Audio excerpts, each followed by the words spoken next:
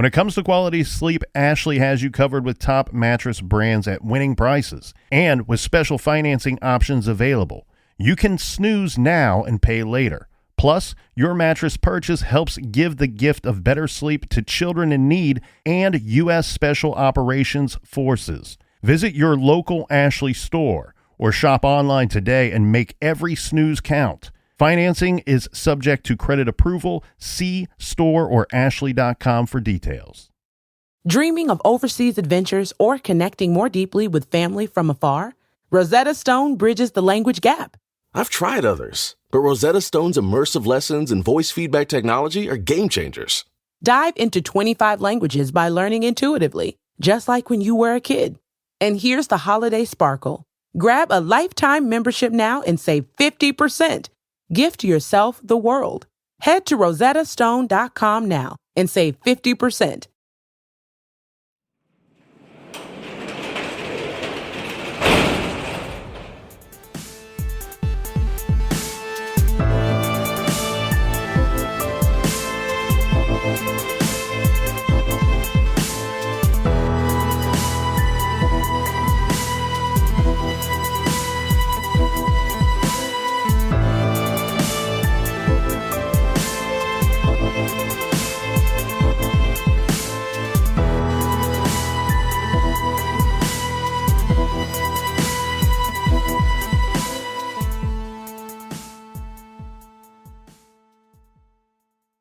Welcome to True Crime Garage. Wherever you are, whatever you are doing, thanks for listening. I'm your host, Nick, and with me, as always, is a man whose fantasy football team will squash your little fantasy football team like a grape. Here is the captain. Thank you. It's good to be seen and good to see you. Thanks for listening. Thanks for telling a friend.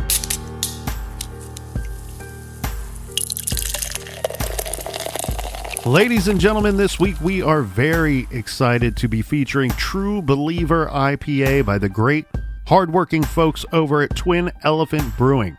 This delicious IPA is eminently drinkable with clean malt guts and a really great triad of hops. We are talking Citra, Mosaic, and Cascade. Garage grade 4 and a quarter bottle caps out of 5. And I want to start off by sending a Ron Swanson please and thank you to our friends Cindy and the Twin Elephant Herd. And a big nice jib to Mike in Toronto, Canada. All right, I got 2 from the old Keystone State. Cheers to Jessica in Brookville, Pennsylvania, and cheers to J.C. Lee in Katanning, Pennsylvania. And a big cheers to Patrick in Fort Benning, Georgia. Next up, we have Jen from Stratford, Connecticut. And last but certainly not least, we have Curtis in Lindenhurst, New York. Everyone we just mentioned went to truecrimegarage.com and donated to this week's beer fund, and for that, we thank you. Yeah, thanks for donating to the BWRUN Beer Run. For all of our old episodes, check us out on the Stitcher app. They are free. Also, we have a bonus show called Off the Record, and that is only on Stitcher Premium. You can find all those links at truecrimegarage.com, and that is enough of the business. All right, everybody, gather round, grab a chair, grab a beer. Let's talk some true crime.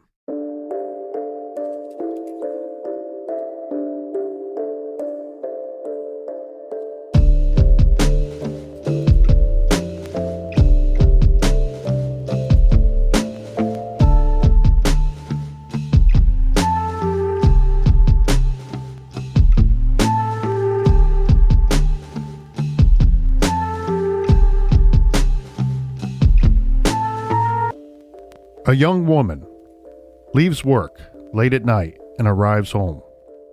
Her car makes it into her usual spot in the garage, but somehow she never makes it inside the house. With very few clues left behind, police are left scratching their heads. The number one suspect, the boyfriend, acts suspicious, but nothing ties him to the disappearance. The case grows cold and languishes for 30 years. In so many of these missing persons cases, decades pass. There is no movement on the case, and we are left with no resolution. But in this case, All is not as it seems. After nearly 3 decades, there is new information that is not really new at all, but it was left out of the case files. Some suggest this information was conveniently lost or covered up intentionally. This is True Crime Garage, and this is the case of Veronica Jill Blumhorst.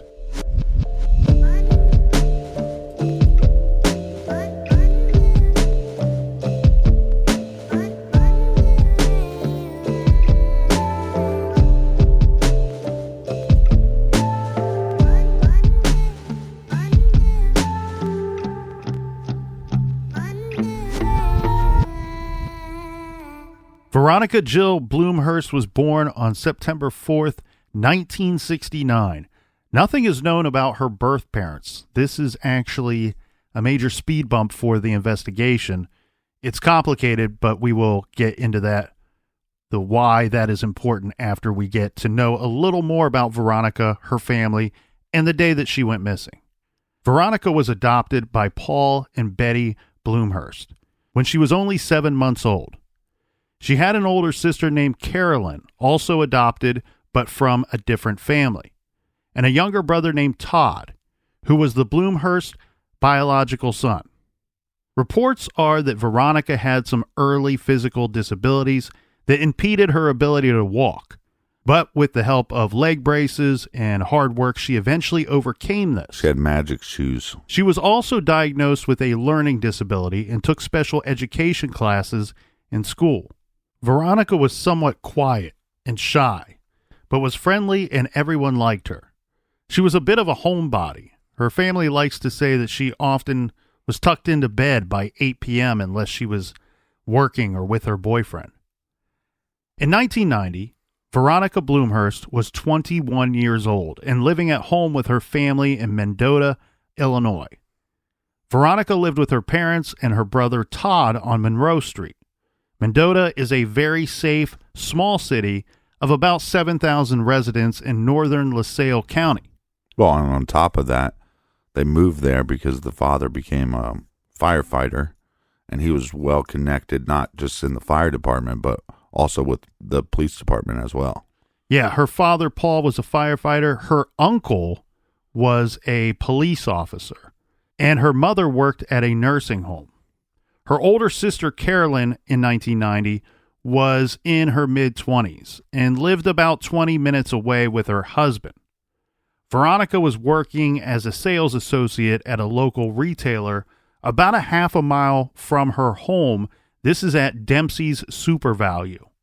She had multiple job duties. This included cashier, manning the movie rental counter, and selling lottery tickets. Many people in town knew her as the friendly movie clerk, and although she was not a gregarious person, she was described as bubbly.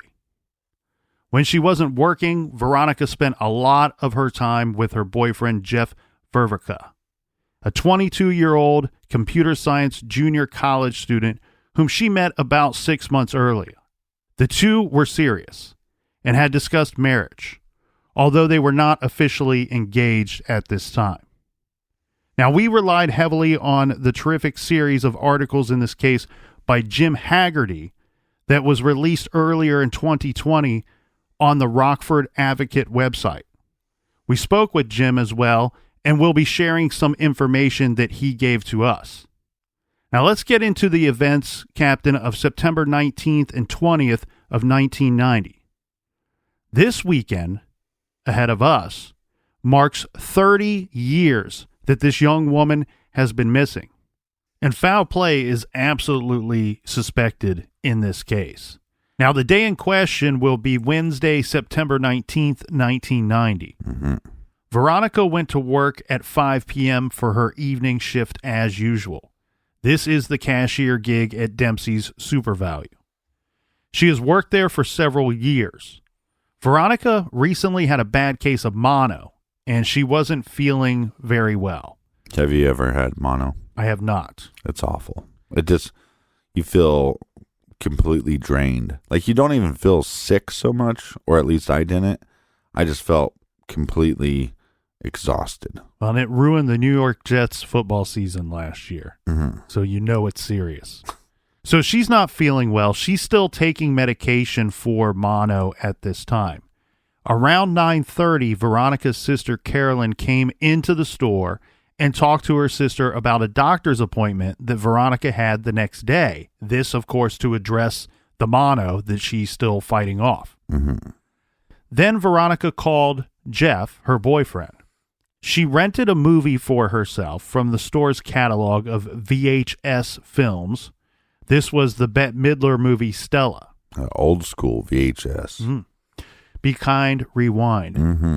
When her shift ended at closing time, she walked out of the store in the company of another sales associate. This was her friend Sharon Vandiver. And what time was this at? It was late. This was at 1:07 a.m. So Veronica told Sharon that she was very tired and she was going to go home and go to bed. She intended to watch the movie the following day. Mm-hmm. The two walked to their cars, parked on the west side of the parking lot. They warmed up their vehicles, defrosted the windshields, and then Veronica got into her blue Chevy Corsica and drove north out of the parking lot onto Meriden Street and headed east toward her home on Monroe Street, which again is just half a mile away. The next morning, Veronica's brother Todd woke up for school. Todd was having some car troubles, so Veronica was supposed to drive him to school that day. Right. She wasn't downstairs yet, but he saw her car in the garage, so he just simply waited. But she never came down. When he went and looked in her room, he realized that she was not there. So now he's like, she's not home at all. He called his father at work at the firehouse, and his father told him, just drive your own car to school, and I'll come and pick up this vehicle later, and I'll do some work on it. So Todd leaves the house. He goes off to school. Paul, father, arrived home from his overnight shift around 8 a.m. that morning. He assumed that Veronica was out to breakfast with her boyfriend Jeff and simply forgot about driving her brother to school that day. Again, it's not a regular activity for her to drive him.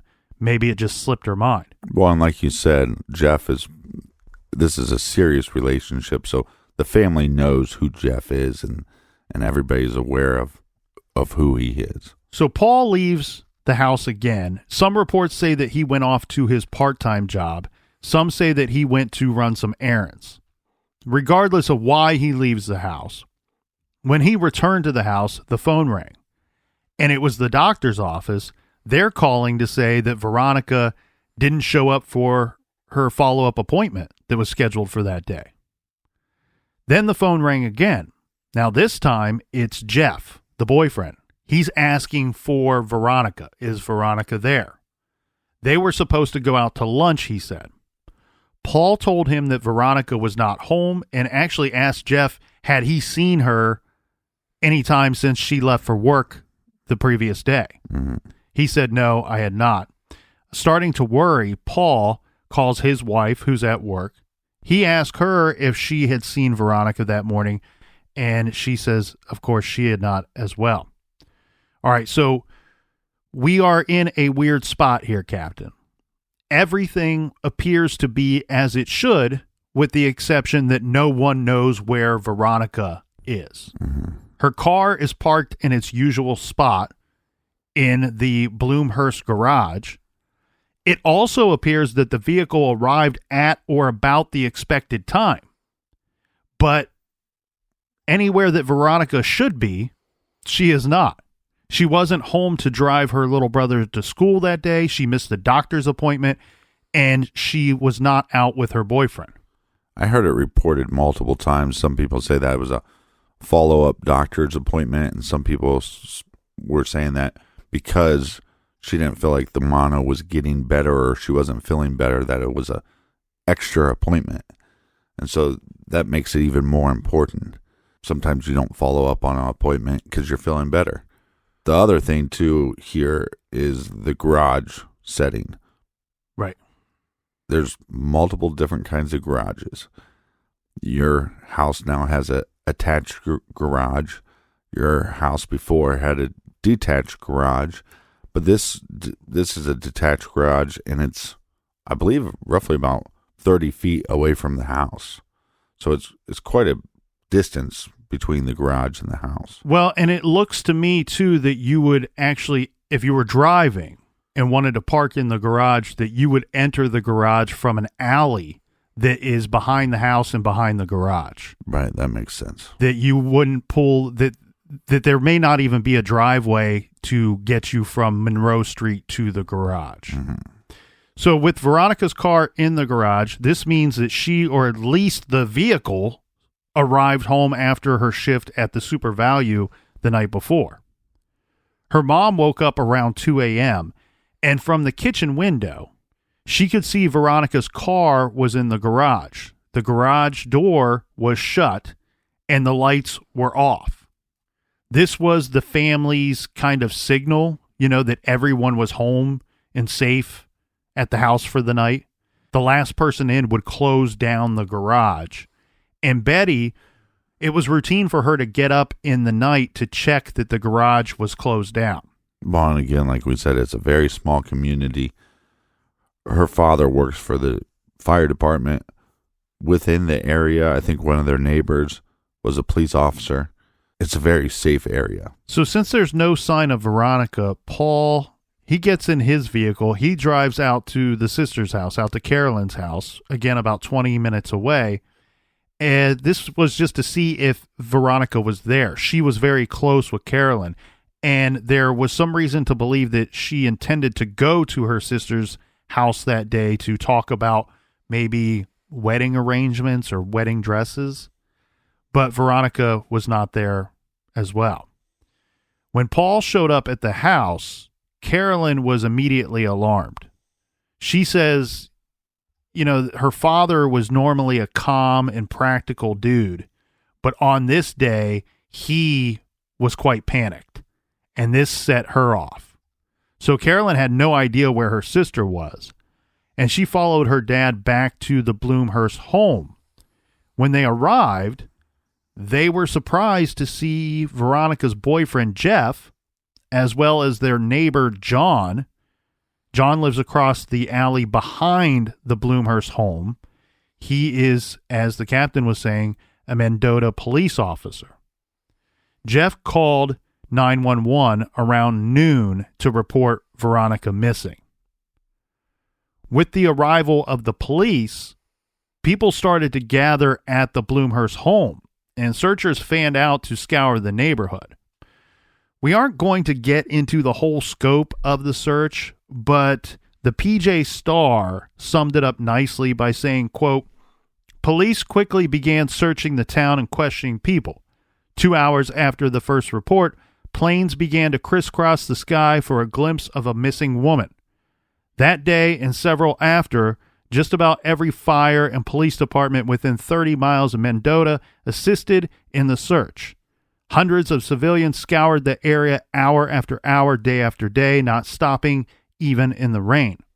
Dive teams jumped into lakes and ponds to seek clues," end quote.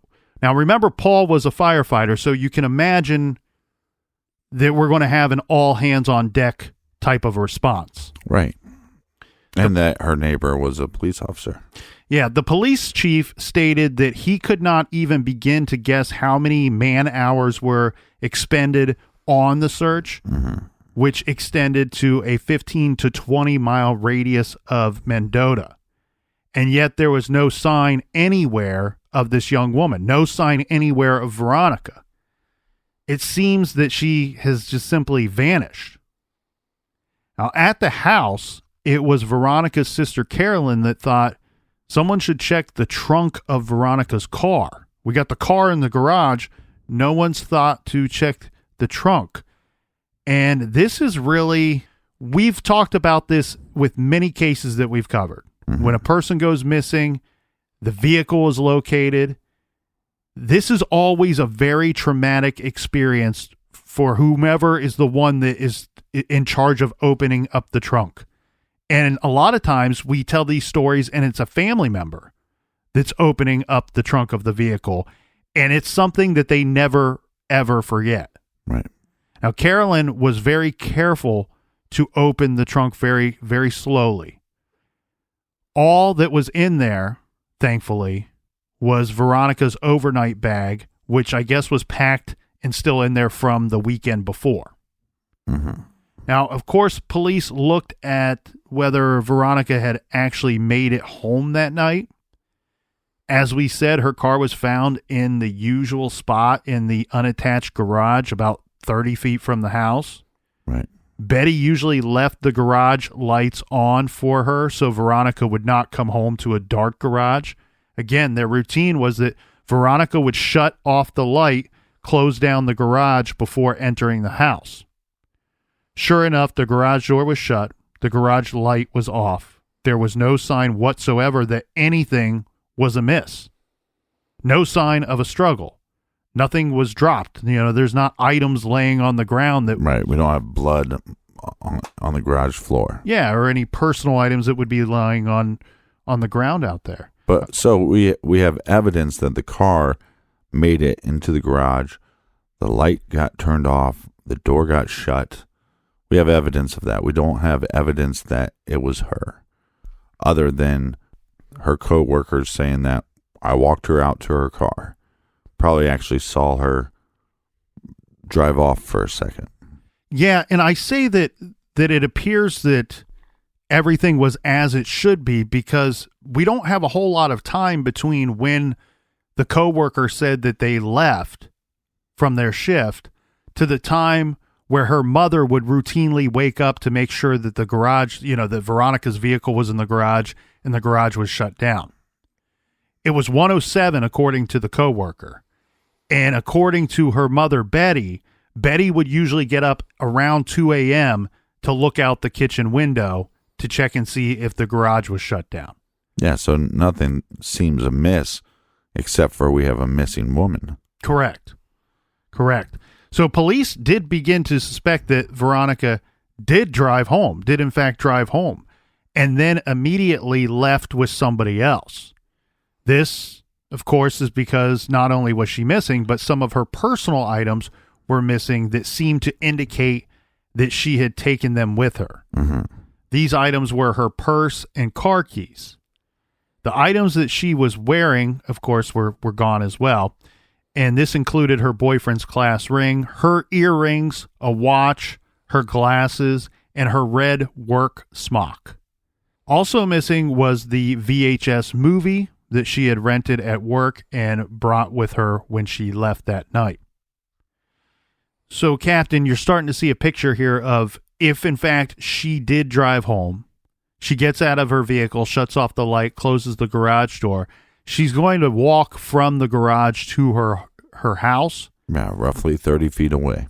And it's almost like everything you would expect for her to be carrying into the home with her that night is also the things that are missing along with her.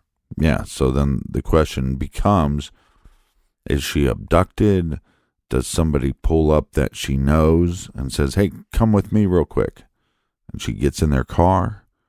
What happened?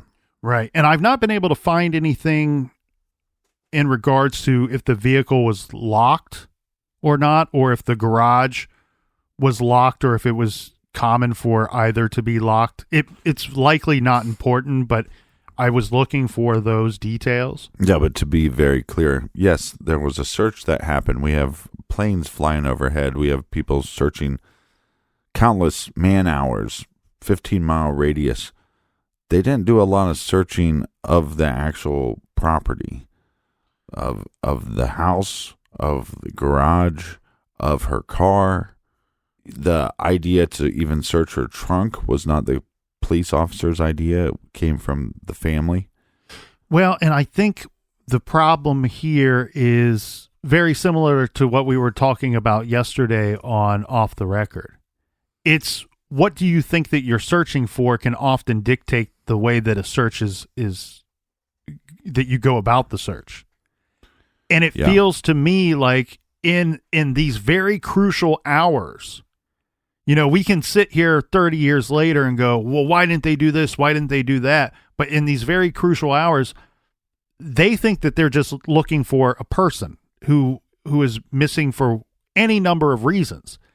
They're not fully aware. Maybe they're not equipped. I don't know the answer to that, Captain, but for whatever reason, they don't think that they should be looking for clues or evidence for foul play at the time. They're simply looking for Veronica. Right. The Blumhorst family also believed that Veronica must have left with somebody she knew.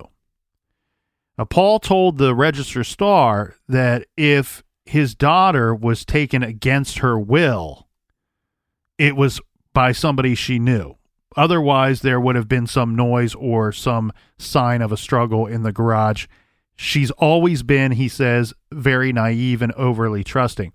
I think it's kind of a weird statement that he gives there, but I think what he's saying is even if she was taken against her will, she may not have realized that at the time and very likely willingly got into someone's vehicle or walked away with somebody that night. Dogs were brought in to track Veronica's scent from the garage. This is a good move. After sniffing an item of her clothing, the dogs left the garage and went into the alley behind the garage. And after about 200 feet, the dogs seemed to become confused and simply lost the trail or whatever trail they were following. The obvious conclusion was that Veronica may have gotten into a vehicle that was waiting for her in the alley. When she disappeared, Veronica was 5 feet tall, 100 pounds, with braces and hazel eyes. She was wearing a mint green sweater with a white tank top, cream-colored pants, and wire-rimmed glasses.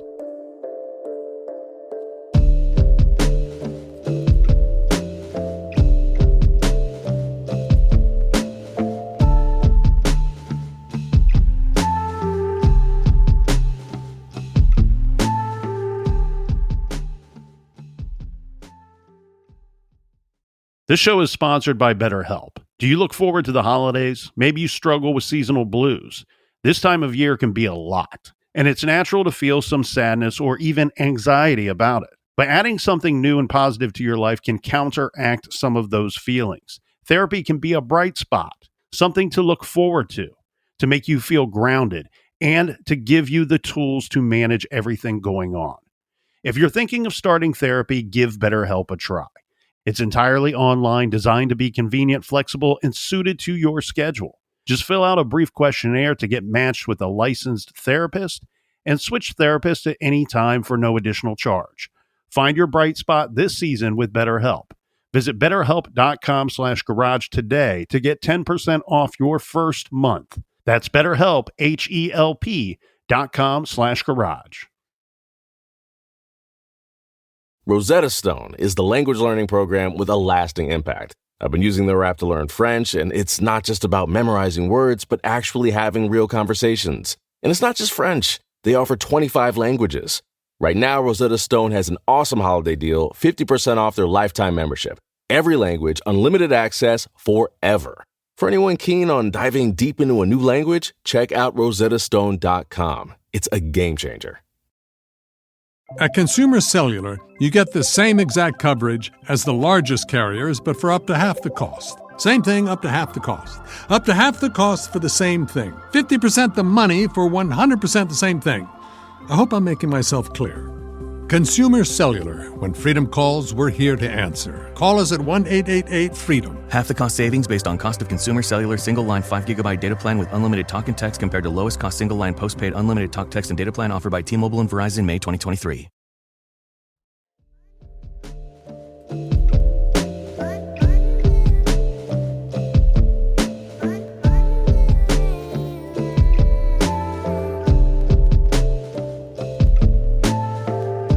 All right, we are back. Cheers. Cheers, cheers, cheers. Police labeled Veronica a missing person. Early reports state that police did not believe that there was foul play, but it was clear to everyone who knew her that something bad happened to Veronica. Well, we see this a lot with police where they go, hey, she's an adult. She probably took off. Maybe she's with another guy and doesn't want to tell her boyfriend about it. Maybe she took off with some friends. maybe she took off to start a new life. Yeah. They did the typical thing. They thought that she left on her own. She is 21 in their defense. There is no sign of a struggle. So they waited about 24 hours to take an official report. But again, her friends and family are saying she didn't run away, that this is totally out of character for her. And there is some evidence of this, right? She did not take any additional clothing or any sentimental items. Right. It's just the things that she would have carried from the vehicle to her home. Her and those items are the only things that are gone. She rented a movie just the night before. That seems like a strange thing to do if you're planning on taking off the next day. Mm-hmm. She had a doctor's appointment later that day. And remember, she wasn't feeling very well the morning before. In fact, she considered calling in sick to her shift at SuperValue. Plus, her family, they're on record. They said that she only had $10 cash on her at the time and that she left her paycheck at work uncashed. Well, she lived kind of a simple life. She struggled through school, so going to college was not really an option that she put into her own mind. And so really her plans were, I like my job. Yes, it's kind of strange hours, but it gives me a bunch of time during the day to do my own thing. And really the plan for her, or her plan for herself, was I'm going to get married and become a mom, and that's what I'm going to do. And I'm pretty sure that in regards to her job with those weird hours, I'm kind of guessing here, Captain, because I don't know for certain, but I'm thinking that she probably shut down the store, that store must close maybe at the 1 o'clock hour. And that's why her coworker's pretty firm on that 1:07 a.m. time of having last seen her. Mm-hmm. Again, $10 cash on her at the time. She had a paycheck at work that was left uncashed. If she intended to run away, she would have very likely needed some money, some resources. You would wait to get that check and cash it. Well, let's stay on that check for a second because it's reported multiple ways. Some people make it seem as if there was a check left in the car, like she had a work check in the car. That was what I believe is not the case, that she had actually a check that she was going to be receiving that the next Friday in a couple days. And that's the check that people are talking about her not having. Correct. The information I have says that her paycheck was at her work. She also never used any credit card or accessed her bank account after the night that she went missing. Finally, Veronica's mom, Betty, was battling cancer at the time. Of course, Veronica was very concerned about her mother and made sure to check in with her all of the time. So the idea that Veronica would just leave was really unthinkable to her family and friends. A coworker of hers says at the SuperValue, who says she was the closest of the employees to Veronica, said that she would have told someone if she was planning to leave or to go somewhere, as she often spoke and told everybody at work about her upcoming plans. I'm reading a little between the lines here, Captain. I don't know that I believe that this statement from the coworker means so much that she would have told us if she was planning on running away and starting a new life somewhere. I think it also hints to the idea of if she had something going on that day to meet with a specific person or go to a specific place, she probably would have blabbed about it to her coworkers at some point leading up to that event. Right. And what we have pretty much on record is her telling her coworkers, hey, I'm going to go home. I'm not even going to watch this movie. I'm just going straight to bed. So no talks about meeting up with her boyfriend afterwards or meeting up with a friend after work. She seems like an open book, doesn't she? Where we have both coworkers and her family that seems to say that they were very aware of what her plans would have been for the following day. Well, and I think a lot of people make something out of the fact that she was adopted, and maybe now that she's a little bit older, maybe she would want to know where she came from. But all indications point to she was kind of curious, but not that curious, and felt that it would be almost like an insult to her family that gave her this life that she enjoyed. Yeah, her adopted family is her family, and I believe that was her own words. You know, this is my family, whether it means now or whatever, however she felt about it. She didn't feel the need to seek out the people that gave her up. She was living with who she wanted to live with. She was very proud that her parents, adoptive parents, were the ones that raised her. She's in a unique situation too, Captain, where her sister, her older sister, was adopted as well from another family. So if she had any weird or mixed feelings about being adopted, she had someone sharing the exact same experience as her to go to and bounce things off of. Yeah. Police eventually came around to the belief of foul play in connection with Veronica's disappearance, and their thoughts, this is not, that it was not a random abduction. So per the Register Star that we quoted earlier, Chief Ken Hahn said police, quote, doubt that it's a random abduction, in part because the Super Value store where she worked and her home are off the beaten path. Mendota is also small enough that everybody knows everybody, and any strange face or vehicle would likely be noticed, end quote. Now, I know this is back in, 1990? Yeah. But answer me this question if you could. As many cases as we've gone through, especially missing person cases, if you're in law enforcement, how are you handling this? Because to me, it's almost like they use this, well, we think that she just took off on her own and she'll turn back up. It's almost like which I know that happens a lot of times. I know that there's thousands of missing person cases, and within 24 hours, 48 hours, that person's found and they're okay, no big deal. But it seems to me that it's not the responsible thing to do. That it's just, it would be better to, let's wait and see and not put out any information at all. Mm-hmm. I think it's a tricky situation because she is an adult. I think had this been a younger person, that we wouldn't be in the same boat that we are now. Right. I do also believe that there's likely in many of these cases things behind the scenes that we are unaware of. Simple things of, okay, well, we have our shift roll call for police for first shift, second shift, third shift of this day. Mm-hmm. Oh, one of the notes is we have a missing young woman. She's 21 years old. Here's a description of her and a picture, even though we've not gone official with it at this point. Yeah, it's weird because when you look at these small towns, especially the ones that are safe and have very low crime rates, you go, well, what else could they be working on? Just make this priority number one.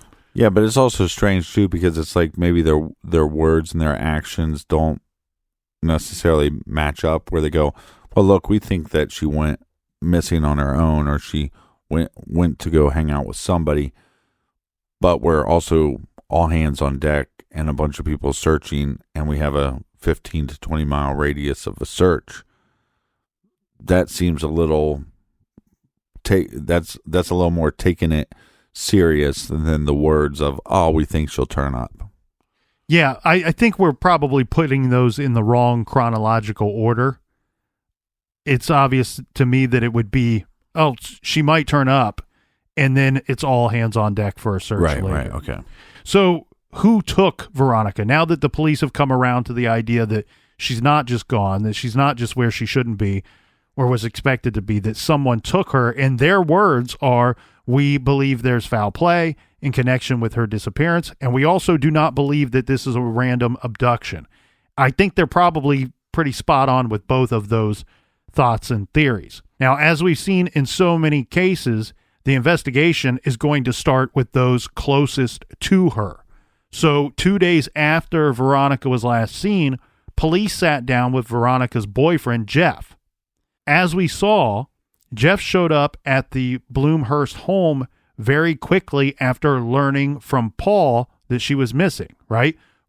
He hears from Paul, and then Paul goes off on some errands out to the sister's house, comes back to the home with the sister, and now Jeff, the boyfriend's at their house with the police officer, And now it's kind of becoming a thing that Veronica is missing. Right. So him being there, I guess, is understandable, right? He would go over there to look for her. Well, if they're supposed to have lunch that day. Well, he goes over there because he now believes she's missing. Not just to pick her up for lunch. He's already heard from the father. What I'm saying is he had plans with her and she didn't show up. And now he's worried where she's at. He and Veronica were serious at this time. He loved her by all accounts. He was concerned when she didn't turn up. But then he called 911 rather than leaving it to her parents. I think some people might think that this is weird. I'm totally fine with this, right? Because we've sat here before in these same chairs and said, why isn't anyone taking action? Mm-hmm. So we're not going to punish somebody for being the first to take action. Yeah, I don't fault. I'm not all for that. You wonder, was that a discussion that Jeff and Veronica's father had? Right? Like, you wonder, because there was a conversation before Jeff shows up at the house. Did Jeff tell the father, hey, I think we should call 911, or I think we should report this to the police? And the father says, being the firefighter, being the guy that is said by his own family to be always calm, level-headed, did the father say, no, it's early, give it an hour, give it a couple hours, let me go to her sister's house? You know, was he panicked from the get-go? Well, like I said, I mean, it just throws another wrench in the whole case because, like we said, she had some learning disabilities. She struggled just to get through school. I mean, they had to get her special help just to get her through school. So you would assume that Jeff would know her almost better than anybody at this time. You know, especially when you're 21, you're not sharing everything with your parents. So I just wonder if he really understood her capabilities inside the world. When we talk about how her father says that she had this sense of naivete, how much does Jeff understand this? But he would have a better sense of who she was, what she was capable of doing.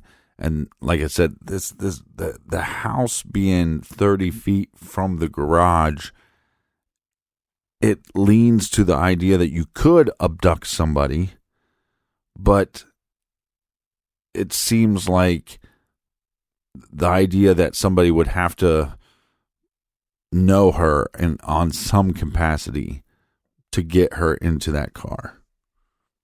Agreed. And I think you could look at this thing with Jeff of calling 911 one of two ways.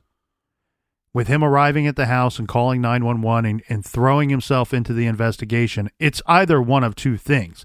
Either he is responsible for why Veronica is missing, right, and he's manipulating things to make it look like he's concerned, or to me, I think you could go either way with it, but you could also lean that this is further confirmation by somebody else outside of the house that she would not have just went off somewhere. But this Jeff guy is a unique character. He seems to have some social immaturity, I guess would be the way I'd put it. Well, he's not the best communicator with people, kind of a nerdy guy, smart guy. Everybody says he's pretty bright. Well, there's what we have several people that say Jeff started to act inappropriately early on in this case. So first of all, they said that he would not leave the Blumhorst home. So he showed up there. He stayed there for 3 days sleeping on the couch. And the father, Paul, said, quote, he was constantly asking how the investigation was going. Yeah, almost like he was a little too concerned. Yeah, Paul says that Jeff began answering the phone as if he was a person that lived there. Right. Trying to control the situation. Okay. And Paul told the media that he would not, meaning Jeff, would not leave our house. We didn't think much of it at first, but then he would just lay on our couch in the fetal position. Paul says, I think he went home to shower, but other than that, he was at our house all of the time. Mm-hmm. Every time the phone rang, he would try to answer it. We thought that was very strange. Again, it's one of two things. The same thing we just talked about. It's either him trying to control the investigation, knowing what the police know, knowing what the family knows, or he's just really freaking concerned. Well, not only is he concerned, but he just doesn't think other people are capable. So you don't need to answer the phone. I'll answer the phone. You know what I mean? I don't know that I would take it that far to worry that people aren't capable. Paul's a firefighter. I don't want to try to think of what Jeff was thinking.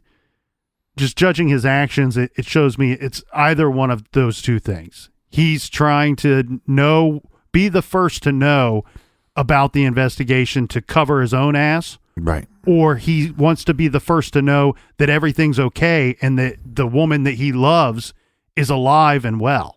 Right, but that's what I'm saying about maybe there was a sense of him not thinking other people were going to do as much as he could do for the investigation. That's why he has to plant himself in their house. That's why he has to answer every phone call. That's why he has to talk to the police about every detail. That's why he's getting in arguments with people about details and conversations about her going missing. According to the Rockford Advocate series on the case, again by Jim Haggerty, Jeff, the boyfriend, approached the producers of the radio broadcast of the Mendota high school football game that took place on Friday, September 21st. This is the day after Veronica came up missing. Jeff asked them to play something for him during the halftime show. It was a recording that Jeff gave them to play that had Jeff reading some words. And he says on this recording, quote, "I am making this recording for you because me and all your friends and family miss you. We want you back. I don't care what the problem is. I don't care where you are or whoever you're with. I won't be happy until you're back with me. I hope I haven't pushed you or anything. I don't think I have. I want you to know I love you. Everybody else loves you. And we're waiting to hear from you because we got some sad people. And wherever you are and whatever you are doing, call the Mendota Police Department at," and he gives their number, "because I love you. I know you love me.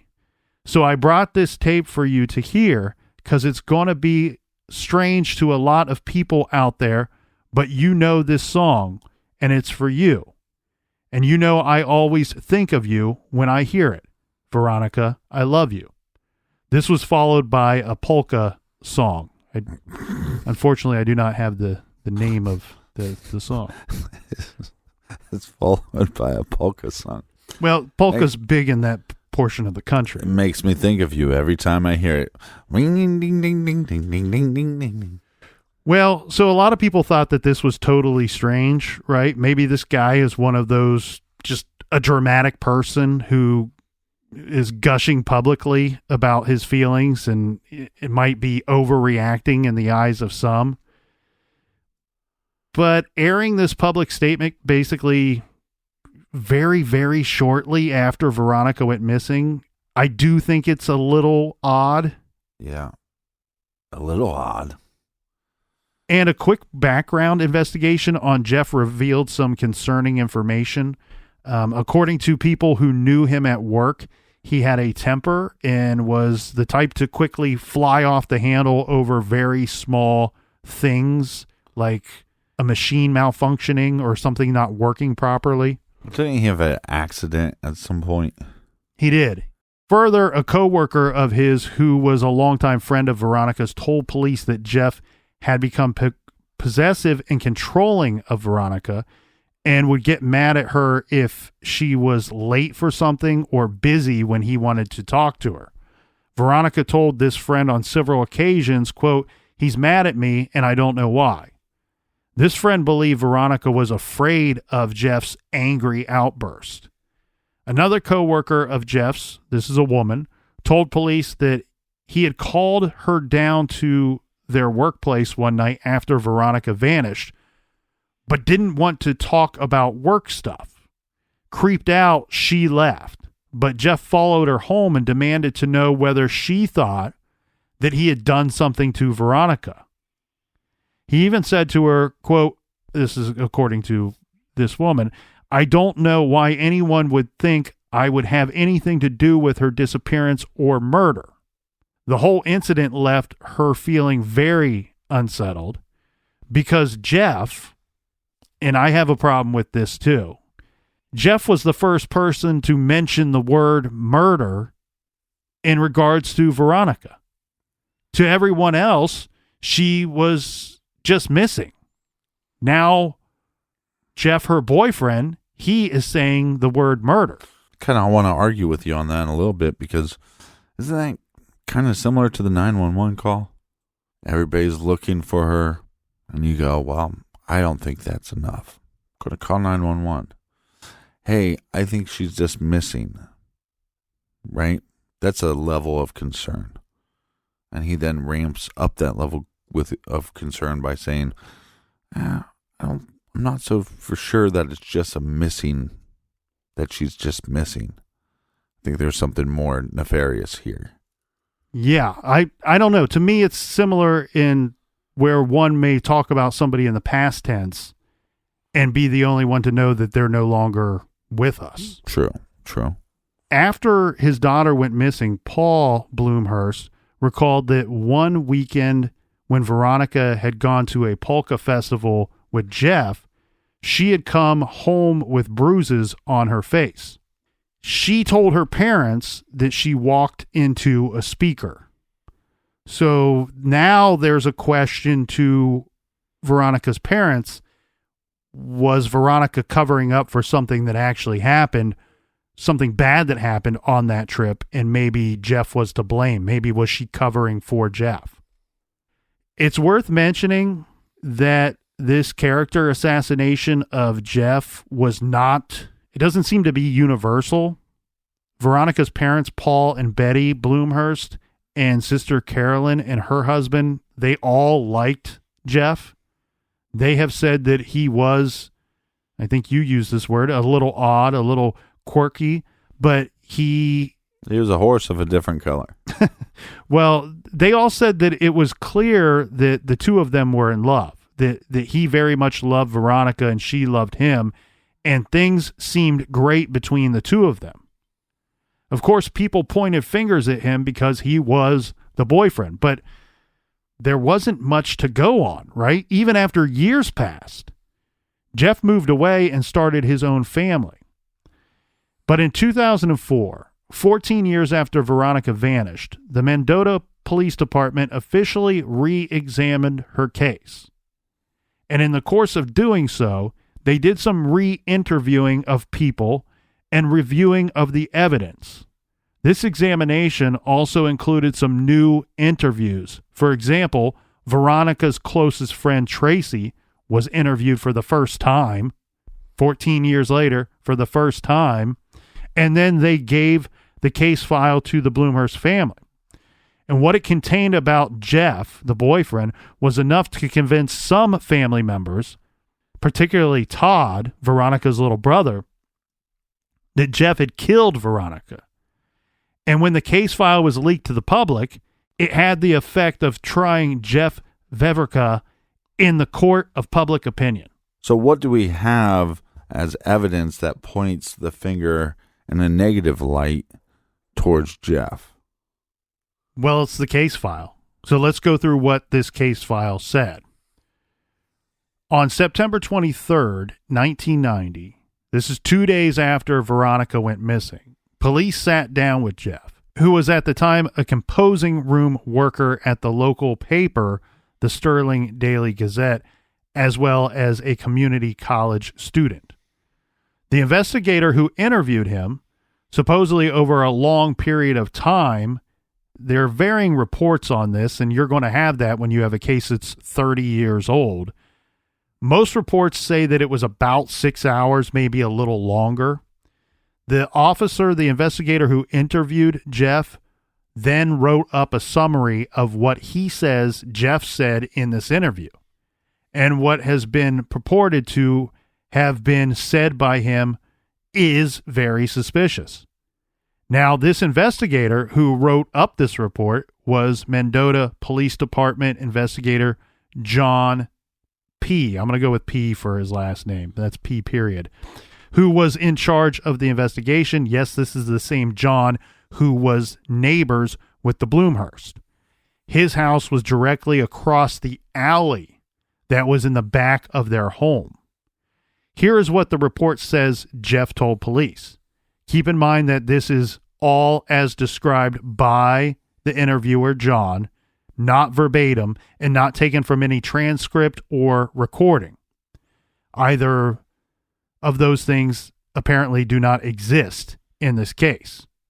This is all as described in Jim Haggerty's series about the case. He has personally reviewed the police report containing this information about Jeff. So in this interview, it said that Jeff said that on September 19th, the last day that Veronica was seen, he drove his father's van to Veronica's house and then used Veronica's car to run some errands. He later returned to the car to the Blumhorst home. That's a confusing story in itself. I don't know why he wouldn't just use the van to go about his errands, but this is what police are saying he said. Then around 4:40, he was in his van and he saw Veronica leaving for work. So he drove to SuperValue, waited for her to park. When Veronica pulled into the lot, he said he inched the vehicle, his van, up next to her vehicle, and then the two kind of, gave an I love you type signal to one another. He then drove home to his house in Sublette, Illinois, and didn't talk to Veronica until 9:30 p.m. She called him from work, he said, and they discussed having lunch after the doctor's appointment the next day. He said he then watched a movie and fell asleep at 1:30 a.m. Then, according to Mendota police investigator John, his report says Jeff gave reasons why he might be involved in Veronica being missing, and he also gave us ways he thinks it might have happened. Per the report, Jeff blurted out that maybe someone she knew in a van, a truck, drove up by her garage and she got into the vehicle with them. Maybe they got to fooling around and maybe she said no and she was pushed or shoved and got hurt real bad. And then he dumped her somewhere where no one would find her. Also, it's possible that when she got off work, she took her red smock and placed it over the passenger's front seat, and someone may have taken it and put it around her head and did something. And this smock was not found. Correct. He went on with another hypothetical, saying, maybe I thought when she told me on the phone that night her sister was taking her to a doctor's appointment that she was pregnant, and I drove down there, pulled up in the alley, and she got into a van, a truck, and we argued. And maybe I was afraid of what our parents would say, and I did something. I don't remember. Maybe I was the person who picked her up, and I thought she was pregnant, and I lost my mind. Yeah, but this is after how many hours of questioning? The least amount of time that I found in the reports say 6 hours. Yeah. So it's anywhere from 6 to, I think I've seen up to 24 hours of them questioning this guy. Yes. Which that would be a long time. I don't know how you would think the officer would need to take some kind of break. The officer started confessing.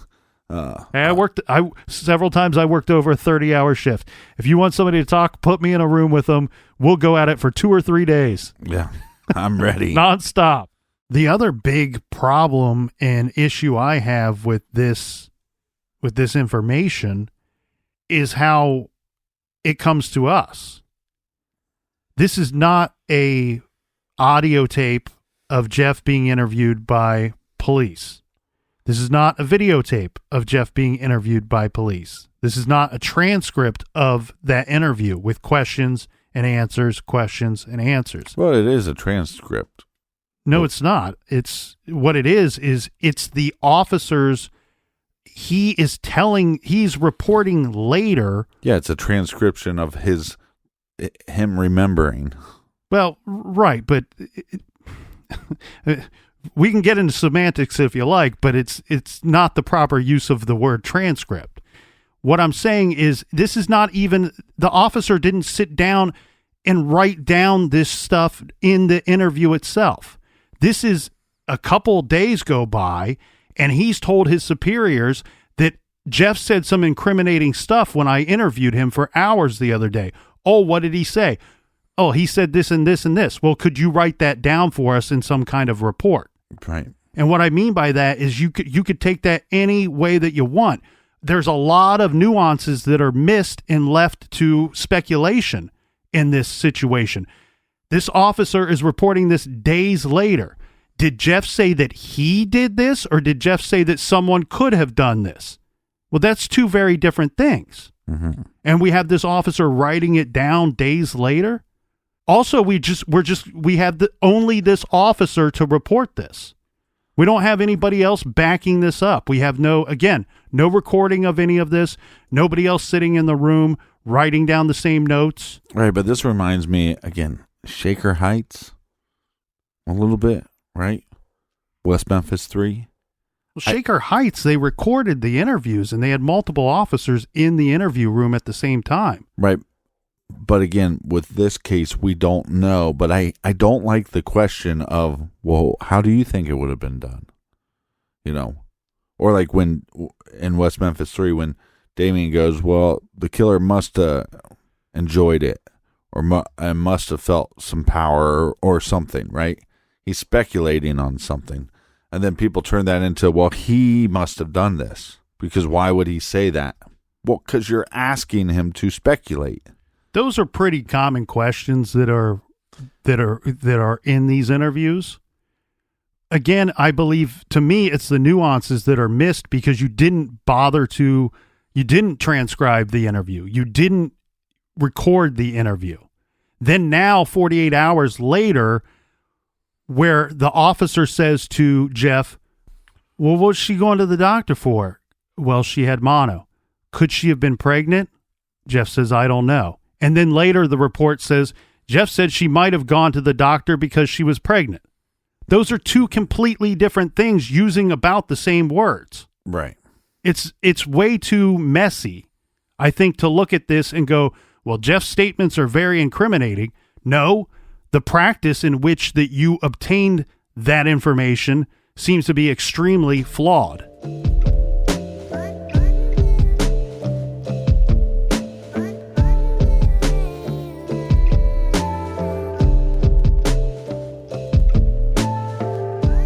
If you have thoughts on this case, go to truecrimegarage.com. Check out our blog.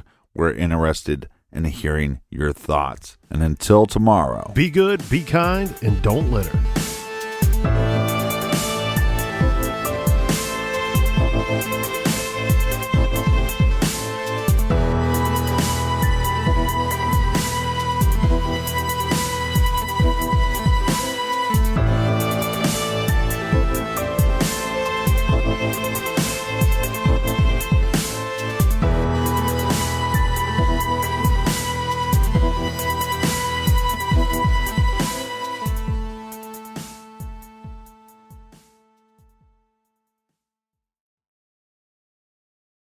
You can live out your MasterChef dreams when you find a professional on Angie to tackle your dream kitchen remodel. Connect with skilled professionals to get all your home projects done well. Visit Angie.com. You can do this when you Angie that.